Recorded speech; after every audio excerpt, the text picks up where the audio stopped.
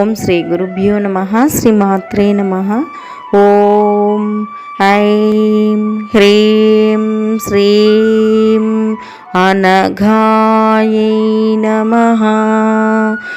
పాప పంకిలమైన ఆలోచనలు కలిగి పాప పంకిలమైన జీవితమును గడిపేవారికి తన దర్శనము సాన్నిధ్యములో లభించదని స్పష్టము చేసిన పరమేశ్వరి లలిత అనగా ఈ సమస్త విశ్వమునకు తిరుగులేని ఒక అత్యున్నత న్యాయ స్వరూపము, న్యాయమూర్తి.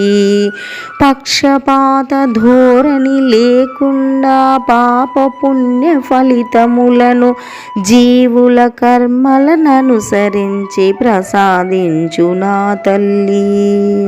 ఏ విధములైన అఘములు, పాపము, దుఃఖములు కాని కనీసము వాటి స్పర్శ అయినా కాని తనను అంటనిది. ఏ కర్మలేశము చేత అంటుకొనబడనిది సచ్చిదానంద రూపిణి అయిన అనఘానామ స్మరణములను రక్షించు మనలను ఎల్లప్పుడూ.